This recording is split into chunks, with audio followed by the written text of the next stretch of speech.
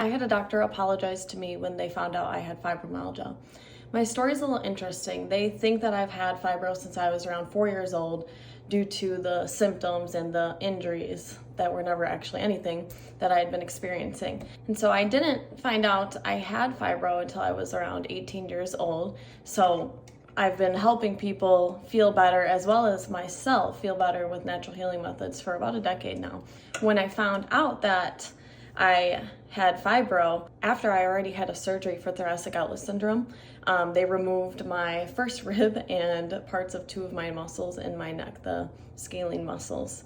And I would have this numbness, tingling. My arm would almost die where I could not use my hand and it would turn black and blue when I used it too much, which could be, I worked at a smoothie shop at the time, so I'd be scooping the ice cream and the fruit and everything in the ice, and that motion caused this to flare up. And so the surgery made things somewhat worse, stopped the turning black and blue and the dying part, so I'm grateful for that.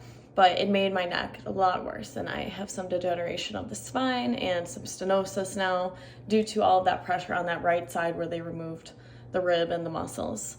And the doctor, when he found out I had fibro, because I came to them, a therapist mentioned to me that they think that I have fibro based on what I was saying. And I was like, what? Like, people have been telling me my whole life that this is all in my head and that nothing's actually wrong.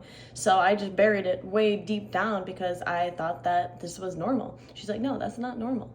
And so I went home, I researched, I wrote down 4 pages of symptoms that I have experienced in my lifetime that related to fibromyalgia. And I then brought it to my doctor, and he apologized because he's like, I'm sorry, I did not realize that, like, you're so young. I just didn't think that you had this. And I was like, I get it. Like, I just felt relief that I was not crazy and that I didn't have to continue to feel that way. This was a more holistic doctor. So we had lots of options, and I was already studying types of holistic and movement medicine. So it really just came at a good time where I was like, wow, I saw this world of healing that actually did help symptoms feel better. Maybe not right away and as easy as people want them to. You have to do work in order to feel better, and you have to believe it.